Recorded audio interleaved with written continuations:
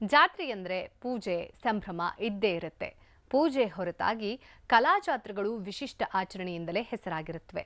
ಅಂತಹ ವಿಶಿಷ್ಟ ಜಾತ್ರೆಗಳಲ್ಲಿ ತಿಪ್ಪೇರುದ್ರಸ್ವಾಮಿ ಜಾತ್ರೆ ಸಹ ಒಂದು.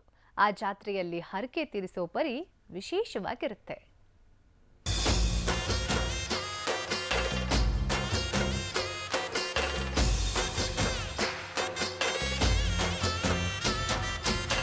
ರಥಕ್ಕೆ ವಿವಿಧ ಹೂಗಳ ಅಲಂಕಾರ, ಭಕ್ತರ ಹರ್ಷೋದ್ಗಾರ, ಕೊಬ್ಬರಿ ಸುಟ್ಟು ಸ್ವಾಮಿ ಆರಾಧನೆ. ಚಿತ್ರದುರ್ಗ ಜಿಲ್ಲೆ ಚಳ್ಳಕೆರೆ ತಾಲೂಕಿನ ನಾಯಕನಹಟ್ಟಿಯ ತಿಪ್ಪೇರುದ್ರಸ್ವಾಮಿ ಜಾತ್ರೆಯಲ್ಲಿ ಕಂಡುಬಂದ ದೃಶ್ಯಗಳಿವು.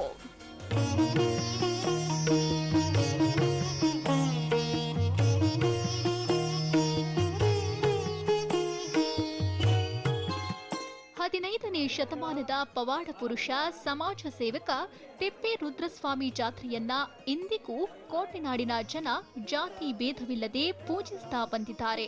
ಪಾಲ್ಗುಣ ಮಾಸದ ಚಿತ್ತ ನಕ್ಷತ್ರದಂದು ಸ್ವಾಮಿ ಹೆಸರಲ್ಲಿ ಉತ್ಸವ ಮಾಡಲಾಗುತ್ತೆ.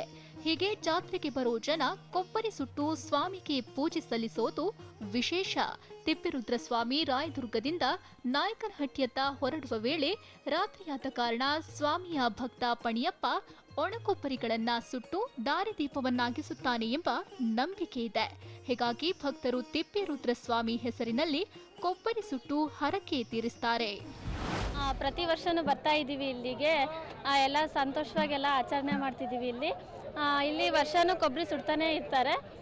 ಏನಕ್ಕಂದರೆ ನಮ್ಮ ಇಷ್ಟಾರ್ಥಗಳೆಲ್ಲ ಈಡೇರ್ತವಂತ ವರ್ಷ ಭಕ್ತಾದಿಗಳೆಲ್ಲ ಬಂದು ಇಲ್ಲಿ ಕೊಬ್ಬರಿ ಸುಡೋದು, ಆಚರಣೆ ಮಾಡೋದು ಎಲ್ಲ ಅವರು ನಡೆಸ್ಕೊಂಡು ಬಂದಿದ್ದಾರೆ.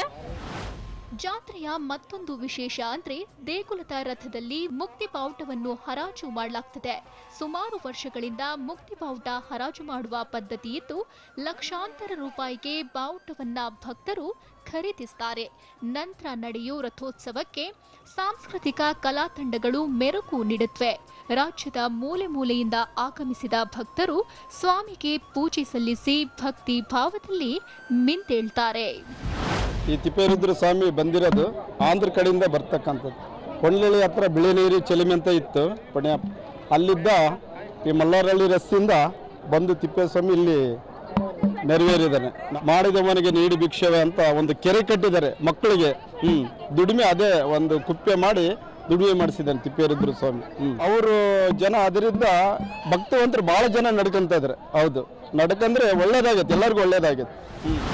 ಒಟ್ಟಾರೆ ನಾಯಕನಹಟ್ಟಿ ಜಾತ್ರೆ ರಾಜ್ಯದ ಅತಿ ದೊಡ್ಡ ಜಾತ್ರೆಯಲ್ಲೊಂದಾಗಿದೆ. ಮುಕ್ತಿ ಬಾವುಟ ಹರಾಜು ಮತ್ತು ಕೊಬ್ಬರಿ ಸುಟ್ಟು ಹರಕೆ ತೀರಿಸೋ ಪದ್ಧತಿಯಿಂದಾಗಿ ನಾಯಕನಹಟ್ಟಿ ಜಾತ್ರೆ ಇತರೆ ಜಾತ್ರೆಗಳಿಗಿಂತ ವಿಭಿನ್ನವಾಗಿದೆ. ಬಸವರಾಜ್, ಟಿವಿ9 ಚಿತ್ರದುರ್ಗ.